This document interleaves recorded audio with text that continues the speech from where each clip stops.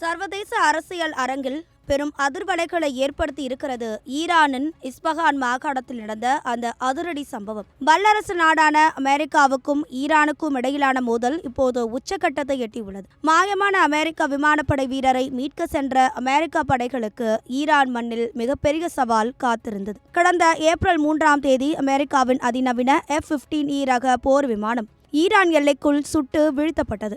இதில் மாயமான விமானியை மீட்க கடந்த சனிக்கிழமை இரவு அமெரிக்க சிறப்பு படைகள் ஒரு துணிச்சலான மீட்பு பணியை மேற்கொண்டன. அமெரிக்க அதிபர் டொனால்ட் ட்ரம்ப் இதனை அமெரிக்க வரலாற்றின் மிக துணிச்சலான தேடுதல் வேட்டை என்று வர்ணிக்கிறார். ஆனால் இந்த மீட்பு பணி குறித்து ஈரான் வெளியிட்டுள்ள தகவல்கள் அப்படியே முரணாக அமைந்துள்ளன. ஈரான் ராணுவத்தின் மத்திய கட்டளை அமைப்பான கதம் அல் அன்பியா அமைப்பின் செய்தி தொடர்பாளர் இப்ராஹிம் சோல்பகாரி இது குறித்து அதிரடி தகவல்களை வெளியிட்டுள்ளார். ஈரானின் தெற்கு இஸ்பஹான் மாகாணத்தில் உள்ள ஒரு பாழடைந்த விமான நிலையத்தை பயன்படுத்தி அமெரிக்க படைகள் இந்த ரகசிய திட்டத்தை அரங்கேற்ற முயன்றதாக அவர் தெரிவித்துள்ளார். ஆனால் ஈரானிய படைகளின் முன்னெச்சரிக்கை நடவடிக்கையால் இந்த திட்டம் முற்றிலுமாக முறியடிக்கப்பட்டதாக அவர் கூறியுள்ளார். ஈரான் ராணுவம் வெளியிட்டுள்ள பகீர் தகவலின்படி அமெரிக்காவின் 2 C-130 ரக போக்குவரத்து விமானங்கள், 2 பிளாக் ஹாக் ஹெலிகாப்டர்கள் மற்றும் 2 ஆளில்லா ட்ரோன்கள் என மொத்தம் 6 வான்வழி வாகனங்கள் இந்த சம்பவத்தின் போது நிர்மூலமாக்கப்பட்டுள்ளன. சிதைந்து கிடக்கும் விமானங்களின் பாகங்கள் தொடர்பான புகைப்படங்கள்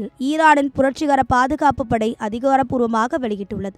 ஒருபுறம் அமெரிக்கா தனது வீரரை மீட்டுவிட்டதாக பெருமிதம் கொண்டாலும் மறுபுறம் ஈரான் அந்த படையெடுப்பை ஒரு மிகப்பெரிய தோல்வி என சாடுகிறது. இஸ்ரேல் ஈரான் போர் உச்சத்தில் இருக்கும் இந்த சூழலில் அமெரிக்காவின் இந்த நேரடி தலையீடு மத்திய கிழக்கில் போர் நெருப்பை மேலும் அதிகப்படுத்தியுள்ளது. அமெரிக்காவிற்கு ஏற்பட்டு வரும் இந்த இராணுவ ரீதியான இழப்புகள் சர்வதேச அளவில் பெரும் விவாதங்களை ஏற்படுத்தி உள்ளன.